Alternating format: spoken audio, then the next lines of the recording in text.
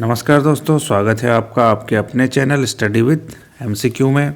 आज हम लेकर आए हैं मॉडर्न हिस्ट्री के 100 मोस्ट इम्पॉर्टेंट एमसीक्यूज जो अक्सर एग्जाम का पार्ट बनते हैं और बार बार एग्जाम में रिपीट हो रहे हैं। आपके आने वाले आगामी परीक्षाओं के लिए ये बेहद ही महत्वपूर्ण साबित होंगे। तो समय न गंवाते हुए शुरू करते हैं आज का पहला प्रश्न। आज का पहला प्रश्न है, भारत में स्थानीय स्वशासन का जनक किसे माना जाता है? ऑप्शन है lord Canning, William Bentinck, lord Ripon, lord Lytton. और इसका सही जवाब आपका lord Ripon. Option C is the right answer. इन्हें 1880 में भारत का वायसराय नियुक्त किया गया था। अगला प्रश्न देखते हैं, भारत का प्रथम वायसराय कौन था? ऑप्शन है Lord Dalhousie, Lord Canning, Lord Mountbatten, Warren Hasting. और इसका सही जवाब आपका option B Lord Canning. Lord Canning को भारत का प्रथम वायसराय भी कहा जाता है और यही भारत के अंतिम गवर्नर जनरल भी थे। ये भी आपको ध्यान रखना है, ठीक है, अंतिम गवर्नर जनरल। इसके बाद जो नई जो प्रशासन नीति आई थी उसमें मुखिया को जो मेन इम्पॉर्टेंट पार्ट होता था उसे वायसराय कहा जाने लगा 1857 की क्रांति के पश्चात। अगला प्रश्न पढ़ते हैं दोस्तों। अगला प्रश्न है, बंगाल की सरकार की द्वै शासन प्रणाली नीति किस गवर्नर जनरल के दिमाग की उपज थी? इंपॉर्टेंट क्वेश्चन है यह भी। ऑप्शन है William Bentinck, Warren Hastings, Lord Clive या फिर लॉर्ड हेस्टिंग्स। और इसका सही जवाब आपका option C Lord Clive. Bengal की सरकार की द्वै शासन प्रणाली नीति क्लाइव के दिमाग की उपज थी। अगला प्रश्न देखते हैं, किस बंगाल के गवर्नर जनरल ने सती प्रथा को गैर कानूनी घोषित कर दिया था? ऑप्शन है Lord Canning, Lord William Bentinck, Lord Wellesley या लॉर्ड कॉर्नवालिस। और इसका सही जवाब आपका option B Lord William Bentinck. William Bentinck ने सती प्रथा को गैर कानूनी घोषित कर दिया था। उन्होंने दिसंबर 1829 में सती प्रथा के विरुद्ध कानून बनाया था। अगला प्रश्न देखते हैं, भारत के प्रथम गवर्नर जनरल कौन थे? ये भी क्वेश्चन बहुत बार एग्जाम में आता है और ऑप्शन हैं Lord Canning, William Bentinck, Lord Dalhousie या फिर लॉर्ड माउंटबेटन। और इसका सही जवाब आपका विलियम बेंटिंग भारत के प्रथम गवर्नर जनरल थे। अगला प्रश्न पे आते हैं, किस गवर्नर जनरल द्वारा अवध को एक चेरी के रूप में वर्णित किया गया है? एक चेरी के रूप में वर्णित किया गया है। और इसका ऑप्शंस हैं Lord Hastings, Lord Clive, Lord Dalhousie या फिर लॉर्ड कैनिंग। और इसका सही जवाब है आपका option C Lord Dalhousie. Lord Dalhousie के द्वारा अवध को एक चेरी के रूप में वर्णित किया गया था। उन्होंने यह भी कहा था कि अवध साम्राज्य एक चेरी जो एक दिन हमारे मुंह में गिर जाएगी। अगला प्रश्न देखते हैं दोस्तों, ब्रिटिश भारत के अंतिम गवर्नर जनरल कौन थे? ऑप्शन है लॉर्ड कैनिंग, लॉर्ड माउंटबेटन, सी राजगोपालाचारी, वॉरेन हेस्टिंग्स। और सही जवाब आपका लॉर्ड माउंटबेटन। ये ब्रिटिश भारत के अंतिम गवर्नर जनरल थे। नेक्स्ट क्वेश्चन पे आते हैं, लॉर्ड डलहौजी ने किस युद्ध के परिणामस्वरूप पंजाब को ब्रिटिश भारत में मिला लिया था? और आपके ऑप्शन हैं प्रथम आंग्ल सिख युद्ध, तृतीय आंग्ल मैसूर युद्ध, द्वितीय आंग्ल सिख युद्ध या प्रथम आंग्ल मराठा युद्ध। और इसका सही जवाब आपका ऑप्शन सी द्वितीय आंग्ल सिख युद्ध। यह युद्ध हुआ था आपका 1849 में, जिसके द्वारा लॉर्ड डलहौजी ने पंजाब को ब्रिटिश भारत में मिला लिया था। अगला प्रश्न है, कानपुर के विद्रोही नेता नाना साहब किसके दत्तक पुत्र थे? ऑप्शन है बहादुर शाह द्वितीय, पेशवा बाजीराव द्वितीय, टीपू सुल्तान या फिर राजा नंद कुमार। और इसका सही जवाब है आपका ऑप्शन बी पेशवा बाजीराव द्वितीय। कानपुर के विद्रोही नेता नाना साहब पेशवा बाजीराव द्वितीय के दत्तक पुत्र थे। अगला प्रश्न है, 1857 के विद्रोह में वीर कुंवर सिंह ने किस क्षेत्र से महत्वपूर्ण भूमिका निभाई थी? और ऑप्शन है बरेली, दिल्ली, बिहार या फिर ग्वालियर। और इसका सही जवाब आपका ऑप्शन सी बिहार। 1857 के विद्रोह के बाद बहादुर शाह द्वितीय को कहाँ भेजा गया था? ऑप्शन है सिंगापुर, रंगून, अंडमान या फिर मद्रास। और इसका सही जवाब आपका ऑप्शन बी रंगून, जो कि बर्मा में है, जिसे आजकल म्यांमार कहा जाता है। 1857 के विद्रोह के बाद बहादुर शाह द्वितीय को बर्मा भेज दिया गया था और उन्हें 1858 में कैद किया गया था। अगला प्रश्न देखते हैं, 1857 का भारतीय विद्रोह किस तिथि की ओर कहाँ से शुरू हुआ था? 20 जून 1858 ग्वालियर, 17 अक्टूबर 1899 दिल्ली, 10 मई 1857 मेरठ या 11 मई 1857 नई दिल्ली। और उसका सही जवाब है 10 मई 1857 मेरठ, जो कि 1857 का भारतीय विद्रोह इस दिन को शुरू हुआ था। अगला प्रश्न देखते हैं, भारतीय 1857 का भारतीय विद्रोह ग्वालियर में कब समाप्त हुआ था? और इसका सही जवाब है आपका ऑप्शन बी 20 जून 1858। अगला प्रश्न देखते हैं, सर्वोपरिता की नीति की शुरुआत किसके द्वारा की गई थी? ऑप्शन है Lord Canning, Lord Dalhousie, Lord Hasting या लॉर्ड कर्जन। सर्वोपरिता की नीति की शुरुआत की गई थी लॉर्ड हेस्टिंग के द्वारा। नेक्स्ट क्वेश्चन देखते हैं, ब्रिटिश ईस्ट इंडिया कंपनी द्वारा अवध का विलय किस वर्ष किया गया? और इसका सही जवाब है आपका 1856 में। 1856 में 11 फरवरी एक डेट आती है, इस डेट को माना जाता है। अगला प्रश्न देखते हैं, भारत में पहली रेलवे लाइन किस वर्ष से शुरू हुई थी और उस समय भारत के गवर्नर जनरल कौन थे? ऑप्शन है 1856 Lord Canning, 1853 Lord Dalhousie, 1858 Lord Mountbatten या 1849 लॉर्ड हार्डिंग। और इसका सही जवाब आपका option B 1853 Lord Dalhousie. Bharat में पहली रेलवे लाइन 1853 में शुरू हुई थी और उस समय गवर्नर जनरल लॉर्ड डलहौजी थे। किस गवर्नर जनरल ने 1793 में बंगाल का स्थायी बंदोबस्त लागू किया था? और ऑप्शन है Lord Dalhousie, William Bentinck, Lord Cornwallis या वॉरेन हेस्टिंग। और इसका सही जवाब आपका लॉर्ड कॉर्नवालिस। बंगाल का स्थायी बंदोबस्त लॉर्ड कॉर्नवालिस ने लागू किया था। अगला प्रश्न आते हैं, भारत में हड़प नीति की शुरुआत किस गवर्नर जनरल के द्वारा की गई थी? और इसका सही जवाब है आपका लॉर्ड डलहौजी, जिन्होंने डॉक्ट्रिन ऑफ लैप्स या व्यपगत का सिद्धांत भी इसे बोलते हैं, व्यपगत का सिद्धांत या फिर डॉक्ट्रिन ऑफ लैप्स भी इसे बोला जाता है। अगर क्वेश्चन इन तीनों में से कोई भी नाम ले, हड़प नीति, व्यपगत का सिद्धांत या डॉक्ट्रिन ऑफ लैप्स, तो उसका सही जवाब होगा आपका लॉर्ड डलहौजी। अगला प्रश्न है, भारत में उच्च शिक्षा के लिए अंग्रेजी को आधिकारिक भाषा के रूप में किसके द्वारा शामिल किया गया था? और ऑप्शन है William Bentinck, Lord Macaulay, Lord Curzon या फिर लॉर्ड लिटन। और इसका सही जवाब आपका option B Lord Macaulay. Bharat में उच्च शिक्षा के लिए अंग्रेजी को आधिकारिक भाषा के रूप में लॉर्ड मैकाले के द्वारा शामिल किया गया था, जो 1835 के अंग्रेजी शिक्षा अधिनियम का आधार था। अगला इंपॉर्टेंट क्वेश्चन है, वर्नाकुलर प्रेस एक्ट बहुत बार एग्जाम का पार्ट बनता है, किस वायसराय के शासनकाल में लागू किया गया था? ऑप्शन है Lord Ripon, Lord Curzon, Lord Lytton या फिर लॉर्ड हास्टिंग्स। और सही जवाब आपका Lord Lytton. Vernacular press act ये लागू कब किया था, ये भी आपको पता होना चाहिए। 1878 में vernacular press act Lord Lytton के शासनकाल में 1878 में लागू किया गया था। नेक्स्ट क्वेश्चन देखिए, किस वायसराय ने पुलिस प्रशासन की जांच के लिए फ्रेजर आयोग की नियुक्ति की थी? ये भी क्वेश्चन आता है, बहुत बार एग्जाम में आता है। और उसका सही जवाब आपका लॉर्ड कर्जन, जिन्होंने पुलिस प्रशासन की जांच के लिए फ्रेजर आयोग की नियुक्ति की थी। अगला प्रश्न, किस गवर्नर जनरल पर राजा नंद कुमार की न्यायिक हत्या का आरोप लगा था? और उसका सही जवाब आपका वॉरेन हेस्टिंग। वॉरेन हेस्टिंग पर राजा नंद कुमार की न्यायिक हत्या का आरोप चला था और आरोप लगा था, साथ ही साथ उन पर ब्रिटिश संसद के द्वारा महाभियोग भी चलाया गया था। तो ऐसा क्वेश्चन भी आता है, कौन सा वायसराय, कौन सा गवर्नर जनरल है, कौन सा गवर्नर जनरल पूछा जाएगा जिस पर ब्रिटिश संसद पे महाभियोग लगाया गया था? तो आपको पता होना चाहिए, वो है वॉरेन हेस्टिंग। अगला प्रश्न देखिए, भारत में ब्रिटिश शासन के दौरान जमींदारी प्रथा किसके द्वारा शुरू की गई थी? और इसका सही जवाब आपका लॉर्ड कॉर्नवालिस।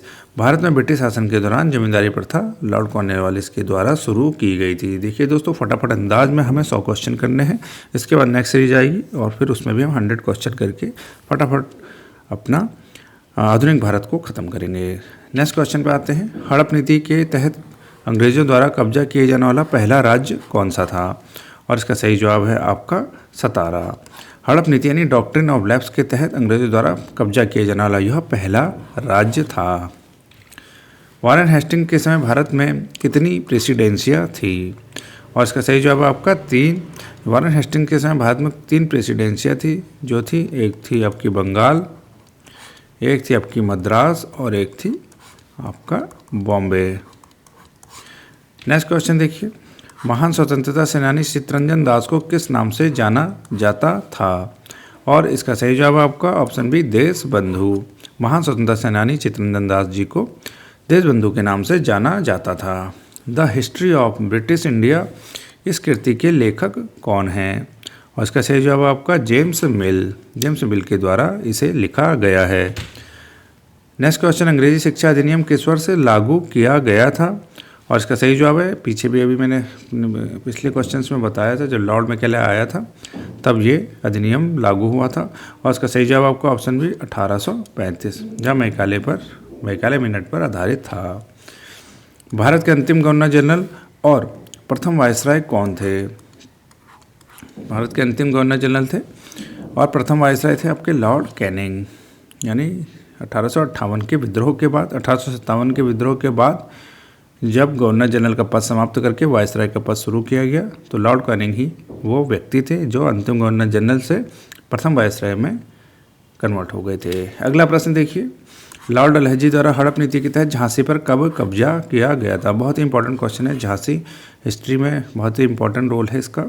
और इसका सही जवाब है आपका 1854 में, जो कि लॉर्ड डलहौजी के द्वारा हड़प नीति के अंतर्गत झांसी पर कब्जा कर लिया गया था। तो पूछा जाएगा किसने हड़प नीति की शुरुआत की, तो आपको वो भी याद रखना है, लॉर्ड डलहौजी ने। हंटर कमीशन की नियुक्ति किसके द्वारा की गई थी? ऑप्शन है Lord Lytton, Lord Curzon, Lord Ripon या फिर लॉर्ड हार्डिंग। और सही जवाब आपका लॉर्ड रिपन। हंटर कमीशन की नियुक्ति भारत के तत्कालीन वायसराय लॉर्ड रिपन द्वारा की गई थी 1882 में। समान शिक्षा परिषद के अनुरोध पर लॉर्ड रिपन ने सर विलियम हंटर की अध्यक्षता में इस आयोग का गठन किया था, इसीलिए इसे बोला जाता है हंटर कमीशन। अगला प्रश्न है, वह कौन सा अधिनियम था जिसने ब्रिटिश ईस्ट इंडिया कंपनी के शासन और नियंत्रण बोर्ड को समाप्त कर दिया था? और इसका सही जवाब आपका भारत सरकार अधिनियम 1858, जिसके तहत कंपनी का शासन समाप्त करके इसे ब्रिटिश काउंसिल के अंदर लाया गया था। अगला प्रश्न है, बंगाल के गवर्नर जनरल को भारत का गवर्नर जनरल किस अधिनियम के द्वारा बनाया गया था? और सही जवाब आपका 1833 के चार्टर अधिनियम के द्वारा बंगाल के गवर्नर जनरल को भारत का गवर्नर जनरल बनाया गया था। अगला प्रश्न देखते हैं, किस वर्ष भारत के गवर्नर जनरल को पहली बार वायसराय की उपाधि दी गई थी? और इसका सही जवाब आपका 1858, इसके तहत ही गवर्नर जनरल वायसराय में की उपाधि उस धारण की थी। अगला प्रश्न, गांधी जी की दांडी यात्रा के समय भारत का वायसराय कौन था? उसका सही जवाब आपका लॉर्ड इरविन गांधी जी की दांडी यात्रा के समय भारत का वायसराय था। वर्नाकुलर प्रेस एक्ट किसने निरस्त किया था? और सही जवाब आपका लॉर्ड रिपन।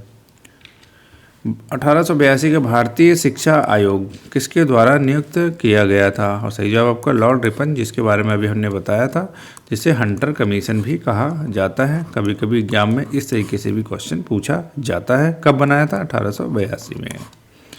अगला प्रश्न है, रैयतवाड़ी व्यवस्था किसके द्वारा शुरू की गई थी?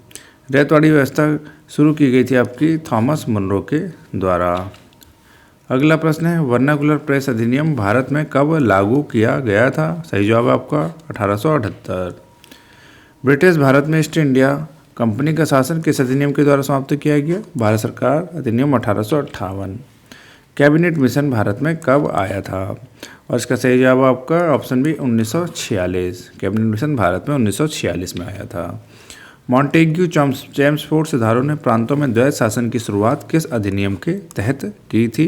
और सही जवाब आपका भारत सरकार अधिनियम 1919 के तहत प्रांतों में द्वैध शासन की शुरुआत की गई थी। ब्रिटिश भारत से राजधानी कोलकाता से दिल्ली कब स्थानांतरित की गई? और सही जवाब आपका 1911। ब्रिटिश भारत की राजधानी कोलकाता हुआ करती थी, जिसे 1911 में दिल्ली स्थानांतरित किया गया। साइमन कमीशन भारत में कब आया था? 44वां क्वेश्चन है और इसका सही जवाब आपका ऑप्शन बी 1928। बिना मुकदमे के कारावास उठाया गया किस कदम के एक्ट के अंतर्गत था? यानी कि बिना मुकदमे के कारावास हो जाता था, यह किस एक्ट के अंतर्गत आता था? और इसका सही जवाब आपका रॉलेट एक्ट। भारतीय दंड संहिता इंडियन पेनल कोड का मसौदा तैयार करने वाले आयोग की अध्यक्षता किसने की थी? और सही जवाब आपका लॉर्ड मैकाले, जिन्होंने 1860 में अधिनियमित भारतीय दंड संहिता का मसौदा तैयार किया था और इसकी अध्यक्षता की थी। 1773 के रेगुलेटिंग एक्ट के तहत सर्वोच्च न्यायालय की स्थापना कहाँ पर की गई थी? सही जवाब है कोलकाता। अंग्रेजों के साथ सहायक संधि पर हस्ताक्षर करने वाला प्रथम भारतीय राज्य कौन था? और सही जवाब आपका हैदराबाद। अंग्रेजों के साथ सहायक संधि पर हस्ताक्षर करने वाला प्रथम भारतीय राज्य हैदराबाद था। बंगाल की दीवानी ईस्ट इंडिया कंपनी को कब हस्तांतरित की गई थी? और उसका सही जवाब आपका 1765 में। भारत का प्रथम डाकघर 1774 में किसके द्वारा स्थापित किया गया था? और सही जवाब है आपका वॉरेन हेस्टिंग्स। प्रधानमंत्री महात्मा गांधी जी ने क्रिप्स मिशन को क्या कहा था? और उसका सही जवाब है आपका पोस्ट डेटेड चेक। बच्चों के रोजगार को नियंत्रित करने के लिए पहला कारखाना अधिनियम 1881 किसके द्वारा पारित किया गया था? और इसका सही जवाब आपका लॉर्ड रिपन। और यह कब किया गया था? 1881 में। दोस्तों इसी के साथ अभी तक हमने 52 क्वेश्चन कर लिए हैं। हर एक क्वेश्चन का आपको जवाब देते रहना है और क्वेश्चन के अंत में कितना आपका स्कोर रहा यह कमेंट बॉक्स में ज़रूर बताना है। एमसीक्यू के माध्यम से आपको जल्दी जल्दी याद भी हो जाएगा और एग्जाम में काफ़ी इससे मदद मिलती है। अगला प्रश्न देखते हैं। सन 1800 में कोलकाता के फोर्ट विलियम कॉलेज के संस्थापक कौन थे? ये भी चर्चाओं में है इस समय और इसको आपको याद रखना है। ये हुआ था आपका 1800 में और शुरू किया गया था रिचर्ड वेलेजली के द्वारा। केंद्र में द्वैध शासन किस अधिनियम के द्वारा लागू किया गया था? केंद्र में द्वैध शासन लाया गया था भारत शासन अधिनियम 1935 के द्वारा। भू राजस्व व्यवस्था जिसे मुनरो प्रणाली के नाम से भी जाना जाता है वह कौन सी है?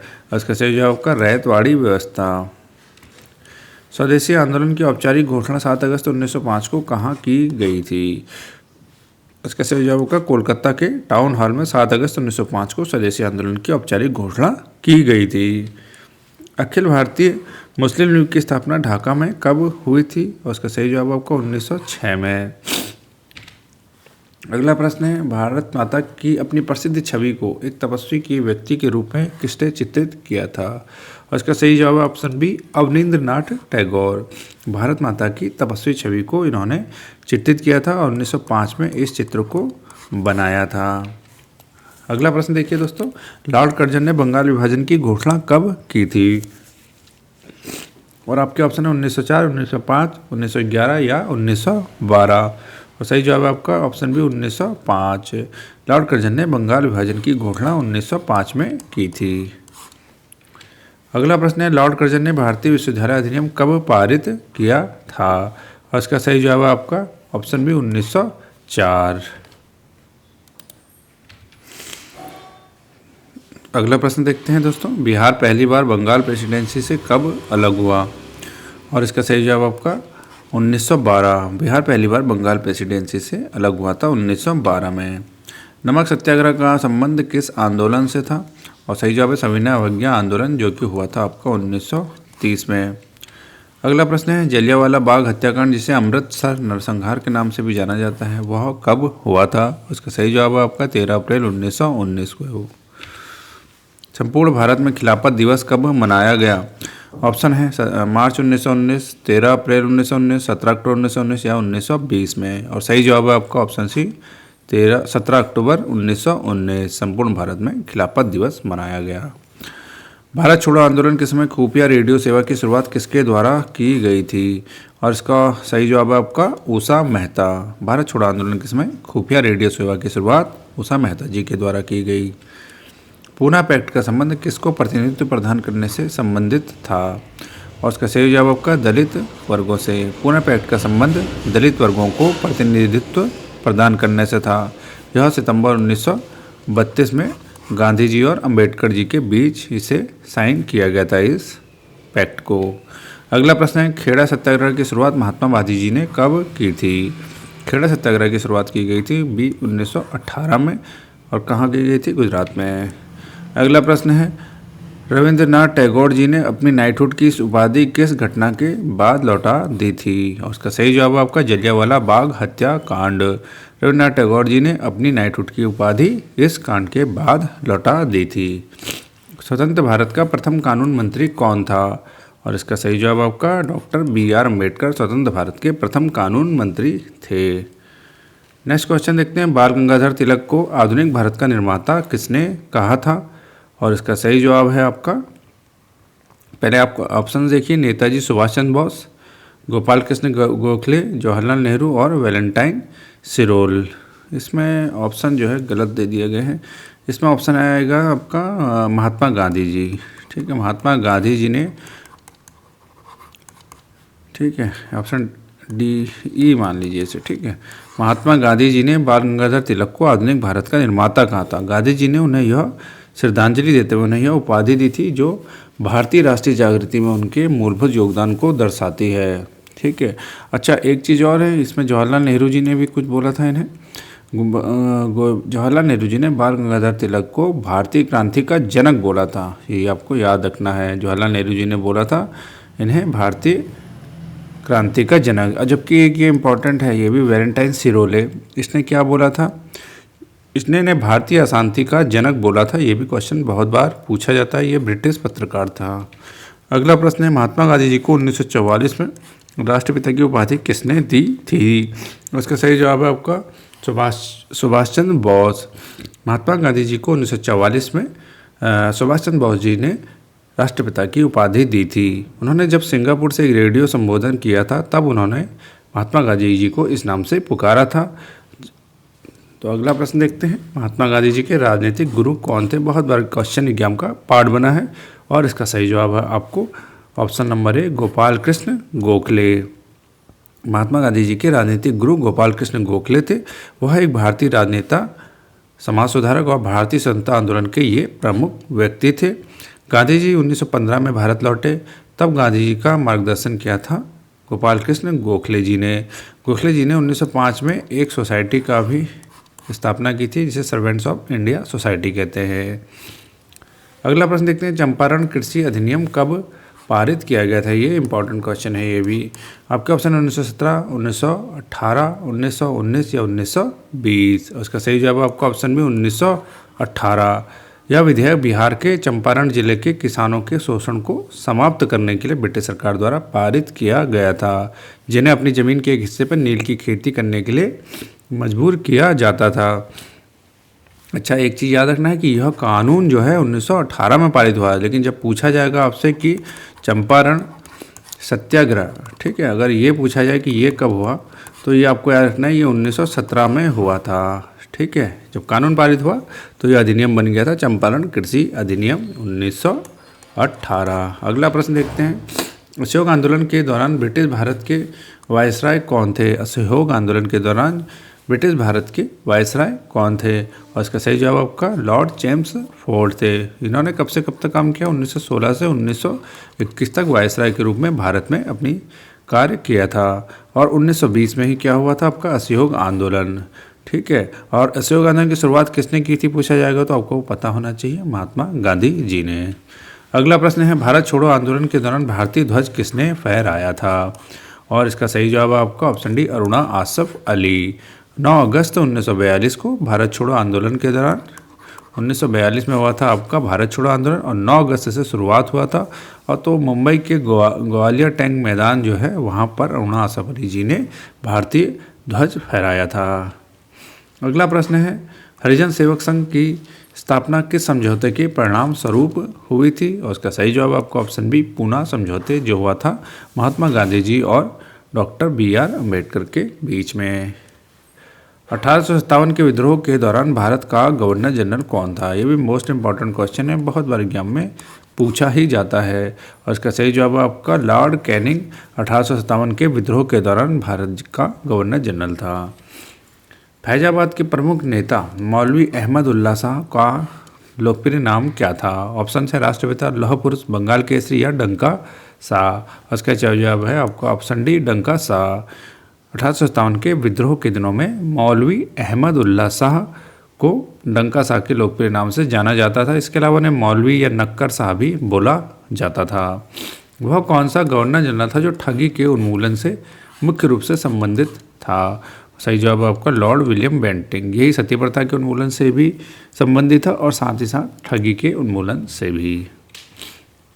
स्वतंत्रता के बाद भारत का प्रथम गवर्नर जनरल कौन बना? और इसका सही जवाब है आपका ऑप्शन बी लॉर्ड माउंटबेटन। स्वतंत्र भारत के प्रथम भारतीय गवर्नर जनरल कौन थे? अगर ये पूछा जाएगा तो इसका सही जवाब होगा जनरल सी राजगोपालाचारी। तो तो दोस्तों इस तरीके से अब तक हमने 80 से ज़्यादा क्वेश्चन कर लिए हैं। अगले क्वेश्चन में हम आते हैं, दांडी यात्रा के दौरान भारत का वायसराय कौन था। पूछा जाता जो भी इम्पोर्टेंट घटनाएं भारत में हुई हैं स्वतंत्रता आंदोलन के दौरान, उस समय कौन वायसराय रहा या कौन गवर्नर जनरल रहा, ये क्वेश्चन एग्जाम में आते हैं। अगला प्रश्न है, दांडी यात्रा के दौरान भारत का वायसराय कौन था, और इसका सही जवाब है आपका lord Irwin. Lord Irwin, option A is the right answer. Jallianwala Bagh हत्याकांड किस वायसराय के कार्यकाल में हुआ था, और इसका सही जवाब आपका लॉर्ड जेम्स फोर्ड। किसे भारत में सांप्रदायिक निर्वाचन क्षेत्र का जनक के रूप में जाना जाता है, और इसका सही जवाब आपका लॉर्ड मिंटो। यह मार्लो मिंटो सुधार 1909 के तहत इसे शुरू किया गया था। इन्हीं को सांप्रदायिक निर्वाचन का जनक माना जाता है। मार्लो मिंटो सुधार हुआ था ना, उसके दौरान। भारतीय राष्ट्रीय कांग्रेस के गठन के समय भारत के वायसराय कौन थे, ये भी क्वेश्चन बहुत बार पूछा गया। जब कांग्रेस की स्थापना हुई थी भारत में, तब भारत का वायसराय कौन था। भारत स्थापना हुई थी 1885 में, और इस समय भारत का वायसराय हुआ करता था लॉर्ड डफरेन। वायसराय लॉर्ड मेयर ने भारत में वित्तीय विकेंद्रीकरण की शुरुआत कब की थी। लॉर्ड मेयर से रिलेटेड क्वेश्चंस आते हैं, इसको अच्छे से अपना दिमाग में बैठा ले रखना है। ऑप्शंस का है आपके 1858, 1870, 1878 या फिर 1882, और सही जवाब आपका ऑप्शन भी 1870। वह कौन सा अधिनियम था जिसने ब्रिटिश ईस्ट इंडिया कंपनी के शासन और नियंत्रण बोर्ड को समाप्त कर दिया था। यह क्वेश्चन पहले भी पूछा जा चुका है। इसका सही जवाब आपका ऑप्शन बी, भारत सरकार अधिनियम। लॉर्ड डलहौजी द्वारा हड़प नीति के तहत झांसी पर कब कब्जा किया गया था, और सही जवाब आपका ऑप्शन भी 1854। 1835 में अंग्रेजी शिक्षा अधिनियम में अंग्रेजी को किसके लिए शिक्षा का माध्यम बनाया गया था, और इसका सही जवाब है आपका उच्च शिक्षा। इन चारों शिक्षाओं में से उच्च शिक्षा में अंग्रेजी अनिवार्य कर दी गई थी। भारतीय मजिस्ट्रेटों द्वारा ब्रिटिश व्यक्तियों पर मुकदमा चलाने का प्रावधान करने वाला बिल, एल्बर्ट बिल, 1883 में किसके द्वारा पेश किया गया था। इंपॉर्टेंट क्वेश्चन है, आईएएस में भी यह क्वेश्चन एक बार पूछा जा चुका है। ऑप्शन है Lord Lytton, Lord Ripon, Lord Dufferin या फिर लॉर्ड कर्जन, और सही जवाब आपका लॉर्ड रिपन। 1883 में यह बिल आया था। 1883 में इसे नाम जाना जाता है एल्बर्ट बिल। बहुत बार क्वेश्चन आता है ये एग्जाम में। भारत छोड़ो और साइमन वापस जाओ के नारे किसके द्वारा दिए गए थे, ये भी आपको याद रखना है। ऑप्शन है लाला लाजपत राय, महात्मा गांधी, यूसुफ मेहर अली और सुभाष चंद्र बोस, और सही जवाब है आपका ऑप्शन सी, यूसुफ मेहर अली। इनके द्वारा नारा दिया गया था और लोकप्रिय हुआ था आपका लाला लाजपत राय जी के द्वारा, जब उन्होंने इसके विरोध में आंदोलन शुरू किया। 1854 का वुड डिस्पैच किस से संबंधित था। वुड डिस्पैच से भी क्वेश्चन पूछा गया है, और इसका सही जवाब आपका भारतीय शिक्षा। भारतीय शिक्षा से रिलेटेड एक और कमीशन आपने पहले पढ़ा था, इसे हंटर कमीशन भी कहा जाता है, तो ये भी आपको याद रखना है। वुड से डिस्पैच कब आया, ये भी क्वेश्चन पूछा जाता है बहुत बार, तो 1854 में। अगला प्रश्न है, पिट्स इंडिया एक्ट किस वर्ष पारित हुआ था, और सही जवाब आपका ऑप्शन भी 1784 में। अगला प्रश्न है, 1906 में कांग्रेस के कोलकाता अधिवेशन की अध्यक्षता किसने की थी। 1906 में कांग्रेस के कलकत्ता अधिवेशन की अध्यक्षता की थी, ऑप्शन बी, दादा भाई नौरोजी ने। अंतर्राष्ट्रीय अहिंसा दिवस कब मनाया जाता है, और सही जवाब आपका ऑप्शन बी, 2 अक्टूबर। यह महात्मा गांधी का जन्म दिवस भी है। कांग्रेस का एकमात्र अधिवेशन कौन सा है जिसकी अध्यक्षता महात्मा गांधी जी ने की थी। इंपॉर्टेंट क्वेश्चन है ये, बहुत बार एग्जाम में पूछा ही जाता है। नागपुर अधिवेशन 1920, लाहौर अधिवेशन 1929, बेलगाम अधिवेशन 1924 या फिर कोलकाता अधिवेशन 1917, और सही जवाब आपका बेलगाम अधिवेशन 1924। यह एकमात्र ऐसा अधिवेशन है जिसकी अध्यक्षता महात्मा गांधी जी ने की थी।